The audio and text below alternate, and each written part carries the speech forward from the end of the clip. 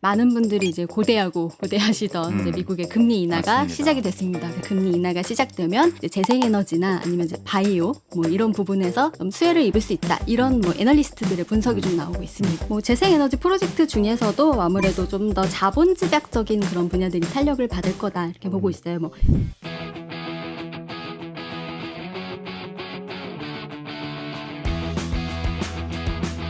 기후의 눈으로 경제를 읽다.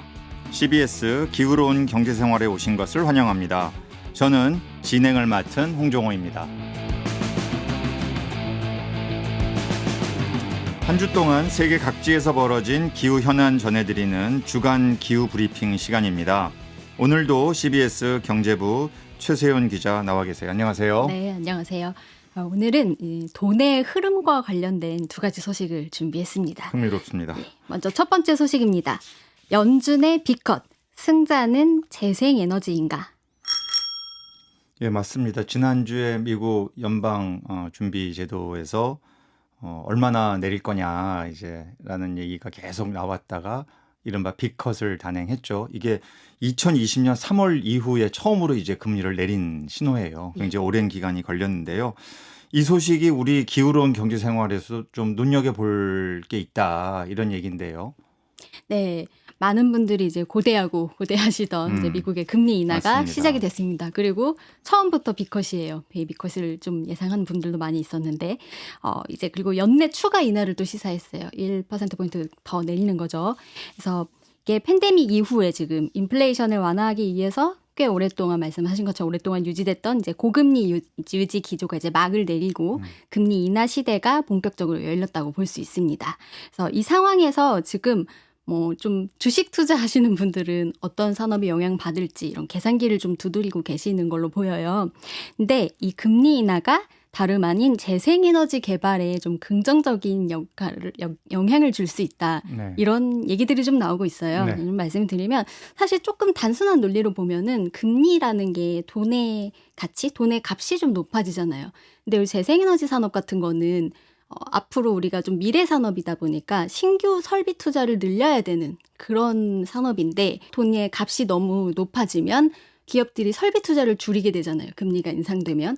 그래서 설비 투자를 줄이다 보니까 뭐 전통 산업이나 전통 설비를 좀 유지를 하는 쪽에 좀 현상 유지에 조금 초점을 두고 네. 신산업 투자를 줄이다 보니까 신산업에 해당하는 재생에너지 산업에 대한 투자는 조금 저조했었다라는 그렇죠. 그런 의미에서 이제 반대로 이제 금리 인하가 시작되면 새로운 설비 투자가 늘어나니까 이제 재생에너지나 아니면 이제 바이오 뭐 이런 부분에서 좀 수혜를 입을 수 있다. 이런 뭐 애널리스트들의 분석이 좀 나오고 있습니다. 사실은 뭐 재생에너지의 산업의 확장 또는 축소 이런 게 금리에만 영향을 받는 것은 아니죠. 사실 이 분야는 특히 정책의 영향을 크게 받는 분야 아니겠습니까? 그런데 미국 같은 경우에는 2022년 8월에 바이든 행정부에서 그 유명한 인플레이션 감축법을 통과를 시키면서 이것이 청정 산업을 기후변화에 대응해서 무한대로 키우겠다라는 것을 담고 있는 법이었기 때문에 사실 거기에 힘입은 바 컸죠. 계속 보조금을 대주면서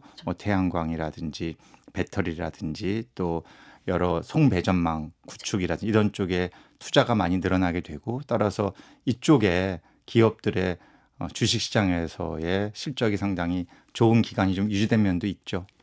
이 실적 변화를요. 요 그래프를 좀 띄어서 같이 한번 볼게요. 띄어드리는 그래프를 조금 보시면 금리가 오르면 아무래도 재생에너지 프로젝트 구축 비용이 좀 올라요. 말씀하신 것처럼 정책적인 영향도 있는데 금리는 약간 시장을 움직이게 하는 뭐 유인책이나 그렇죠. 뭐 이런 걸로 조금 보실 수 있을 것 같아요.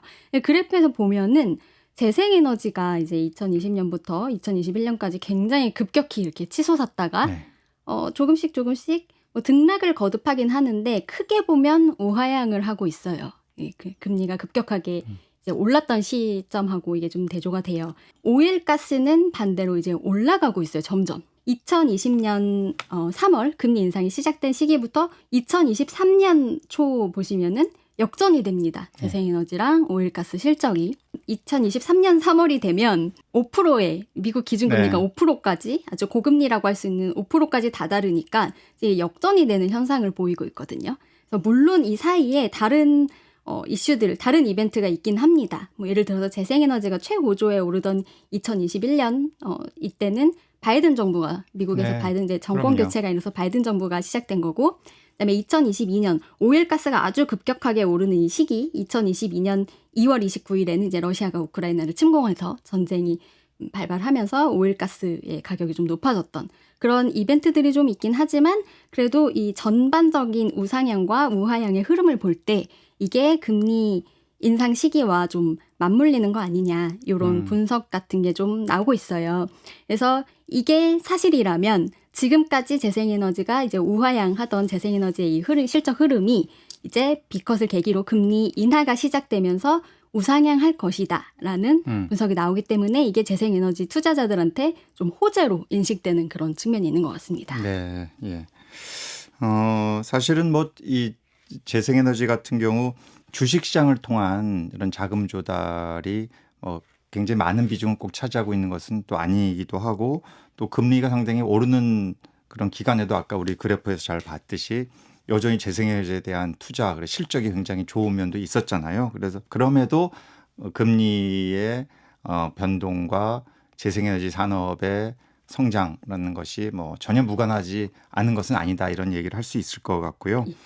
이번에 그래서 금리를 이제 인하하고 앞으로 좀 더 이것이 더 인하가 되는 그래서 어떤 미국 경제 전반적인 침체를 좀 막기 위한 노력을 하게 된다면 결국 재생에너지에는 투자가 다시 또 좀 활성화되지 않을까 뭐 이런 얘기들이 나오고 있지 않나 싶어요. 네, 그래서 뭐 재생에너지 프로젝트 중에서도 아무래도 좀 더 자본 집약적인 그런 분야들이 탄력을 받을 거다 이렇게 보고 있어요. 뭐 해상풍력 같은 경우에는 그렇죠. 단일 프로젝트도 수십억 달러가 들어가기 때문에 뭐 이런 투자는 좀 확실히 확대가 될 수 있다. 지금까지 금리가 높은 상태로 좀 유지가 되니까 뭐 공급망도 꼬이고 자재 비용도 오르기 때문에 좀 전반적인 프로젝트가 조금 소극적이지 않았나 이랬던 네. 것들이 이제 물꼬를 틀 거다 이런 전망과 기대가 나오고 있는 것 같고요. 미국에서는 좀 주거용 태양광 시장에서도 이번 금리 인하가 뭐 엄청나게 도움이 될 거다. 뭐 이런 얘기들이 나오고 있는 것 같아요.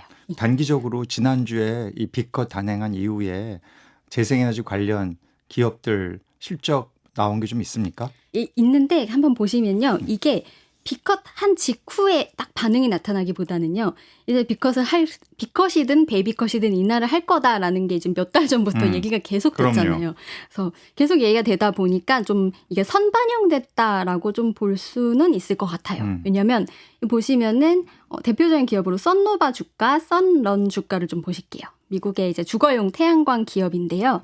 비컷 직후에 막 무슨 반응이 나온 건 아닌데 한 몇 달 전에 주당 4달러였는데 뭐 지금 12달러까지 오른다든지 이런 식으로 금리 인하 정책 변화를 약간 선반영하고 있다. 이렇게 보이고 있고요. 또 한 가지 이제 금리 인하 발표 직후에 반응이 이제 나오지 않는 이유 중에 하나가 뭐 미국 대선 결과가 이제 큰 그렇죠. 변수로 네. 남아 있기 때문에 그 부분이 이제 나중에 좀 더 영향을 미치지 않을까. 근데 보시면은 지금 해리스 부통령이 이제 대선 TV 토론에서 트럼프 이겼다. 뭐 이런 여론이 나올 때마다 조금씩 오르면서 네. 대선 때까지는 좀 눈치 보기 장세가 되지 않을까. 네. 뭐 이런 생각도 있습니다. 결국은 이번에 이러한 미국 페드의 금리 인하라는 것이 미국의 경기 침체 우려를 이제 반전시키기 위한 이런 노력의 일환 아니겠습니까? 그런 것이 경기의 활성화를 좀 유도하고 그러면서 아무래도 경기가 더 활성화되면 전기에 대한 수요가 증가하기 때문에 근데 이러한 전기 수요의 증가를 석탄으로 할 수는 없지 않느냐 기후위기 시대에 이제 그런 거에 대한 컨센서스는 존재하기 때문에 결국은 역시 재생에너지를 통한 전력 공급의 확대가 불가피하다. 그러면 결국 관련된 기업들의 주식시장에서의 실적이 좋아지지 않겠나 이런 기대가 있는 것 같고요. 말씀하셨듯이 이제 미국 선거 2달도 안 남지 않았습니까? 이게 지금 그렇습니다. 전 세계가 이 초미의 관심사, 뭐 우리나라도 맞아요. 예외가 아닌데요. 예. 결국 어느 쪽이 워낙 에너지 정책, 기후 정책에 있어서 상반된 그러한 정책을 극명하게 보여주고 있어서 그 결과에 따라서 이 금리 인하 이상의 효과를 이제 재생에너지 시장이 받을 것이냐 못 받을 것이냐가 판가름 나지 않을까. 네. 저도 굉장히 거의 매일매일 보고 있습니다. 예. 근데 사실은 약간 보면 미국이 대선할 때 총선도 같이 치르잖아요. 네. 근데 의석이 지금 뭐 상원, 하원 다 민주당이 조금씩 앞서고 있는데 이게 혹시라도 트럼프 대통령으로 대통령이 바뀔지라도 의회 의석에 큰 변화가 없으면 그래도 IRA법은 좀 유지가 될 수 있는 거 아닌지. 사실은 IRA 예. 법은 제가 지난 그 우리 프로그램에서도 말씀을 한번 잠깐 드린 것 같아요. 예. 이 이른바 공화당에 유리한 남부 지역의 주에서 이 IRA 법의 수혜를 제일 많이 받고 있습니다. 이쪽에 지금 뭐 배터리다, 태양광 패널 투자가 계속 일어나고 있고 그래서 일자리가 만들어지고 있기 때문에 여기에 기반을 둔 공화당 정치인들이 이 법 폐기를 원치 않아요. 네. 왜냐하면 이 법이 계속 살아 있어야 이쪽에 투자가 일어나고 지역 경제가 살아나고 일자리가 만들어지기 때문에 저는 이게 그래서 결국 미국 안에서의 어떤 민주주의 그 어떤 법이 갖고 있는 위력 또 전체인 국민의 어떤 여론의 힘 이런 게 아닌가 싶어요. 한 명의 물론 미국 대통령의 권한이 막강하지만 그것만으로 모든 것이 다 좌지우지되는 건 아니다라는 걸 보여주는 사례가 아닌가 싶습니다. 네.